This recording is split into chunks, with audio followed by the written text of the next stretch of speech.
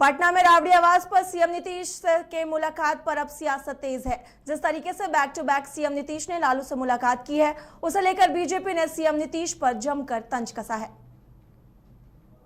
मुख्यमंत्री नीतीश कुमार जी की स्थिति वैसे अर्ध विक्षिप्त सी हो गई है, जो न पहाड़ पर चढ़ सकता है न उतर सकता है। बीच पहाड़ पर खड़े ऊपर जाने की उनकी साहस समाप्त हो गई, नीचे उतरने से उनको गिरने का भय है। यही ऊहापोह की स्थिति उनकी बनी हुई है।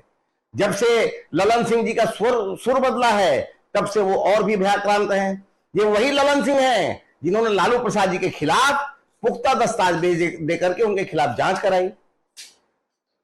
नीतीश कुमार जी का बार बार लालू के दरबार में चरण बंदन करने जाने का एकमात्र मजबूरी यही है, और वो दिन दूर नहीं जब नीतीश कुमार जी अपना ताज तेजस्वी जी के हैंडओवर करेंगे और खुद संन्यास लेंगे, क्योंकि उनसे दिल्ली दूर हो चुकी और मुंगेरी लाल के सपने उनकी चूर हो चुकी। जेडीयू पार्टी ने बिहार विधान परिषद का नव मनोनीत सदस्य राजवर्धन आजाद को बनाया है और जेडीयू कोटे से एमएलसी बनने के बाद उन्होंने खुशी जाहिर की है और मुख्यमंत्री नीतीश कुमार का आभार भी व्यक्त किया है।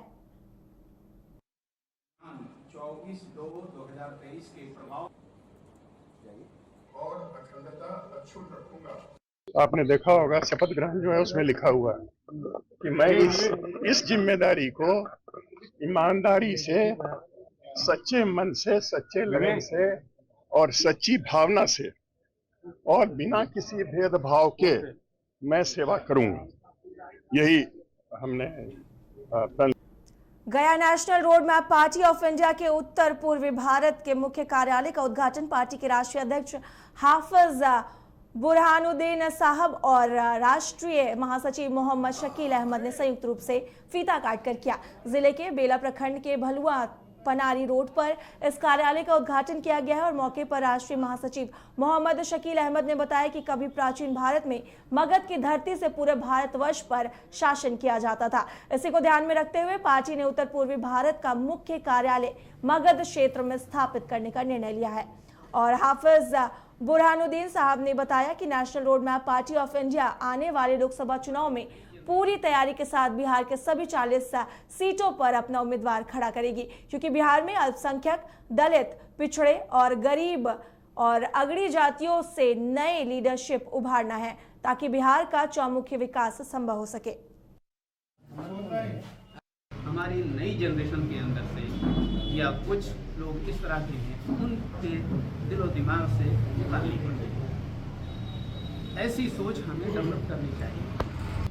हिंदुस्तान के हर समाज के लोगों को हक दिलाना इसका अव्वली फर्ज है।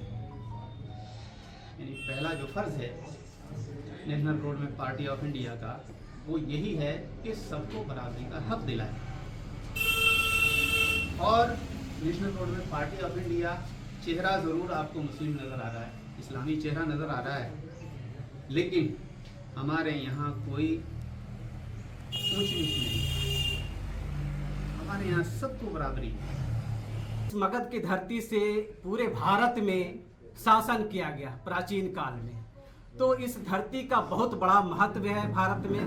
तो हम लोगों ने सोचा कि मगध की धरती पे क्यों ना ऑफिस खोलें और हम इस भारत के वासियों को अपना विकास के लिए जो एक रोड मैप बनाया है उस रोड मैप को आगे ले जाएं। लेकिन ये पार्टी हमारे हाफिज बुरहानुद्दीन साहब ने बनाया, क्योंकि थोड़ा सा मैं हाफिज साहब का बैकग्राउंड बताना चाहता हूँ।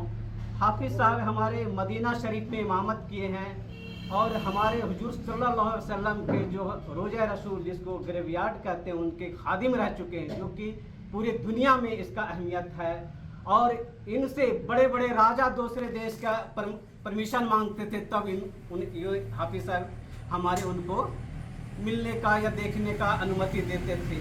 वो हाफिज साहब को एक ख्वाब आया कि अय हाफिज जा अपने देश में गरीब गुरबों को मदद कर। ऐसा ख्वाब में आया, लगता है कि कोई हमें बताया जा रहा है वहाँ पे। तब उन्होंने हाफिज साहब ने आए यहाँ पे और एक पार्टी बनाने की कोशिश की और पार्टी 2014 में रजिस्टर्ड कराया हम लोग। हमारी नई जनरेशन के अंदर से या कुछ लोग इस तरह के हैं, उनके दिलो दिमाग से।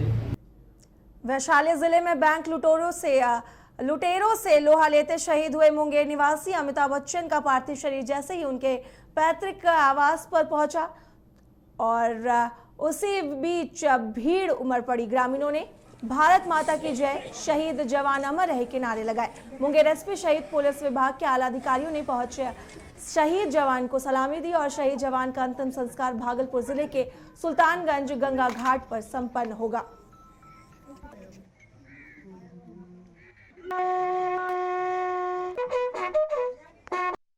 निवासी हमारे सिपाही जो अमिताभ बच्चन जी कल जो शहीद हुए थे वैशाली में, जो कार्य के दौरान जो शहीद हुए थे, उनका यहाँ पार्थिव शरीर आया है और हम लोग सलामी दिए हैं, शुभ सलामी। और इसका अंतिम खबर मोतिहारी जिले से है, जहां पत्रकार के ऊपर जानलेवा हमला हुआ है। आपको बता दें कि शरारती तत्वों द्वारा पत्रकार के पल्सर बाइक को भी क्षतिग्रस्त कर दिया गया है। वहीं पीड़ित पत्रकार अभिषेक मिश्रा ने बताया कि घटना के विरुद्ध रक्सौल थाने में ऑनलाइन आवेदन दिया गया है। घटना पर पहुंची पुलिस ने कहा कि आगे की कार्रवाई के लिए दोनों पक्षों को बुलाया गया है।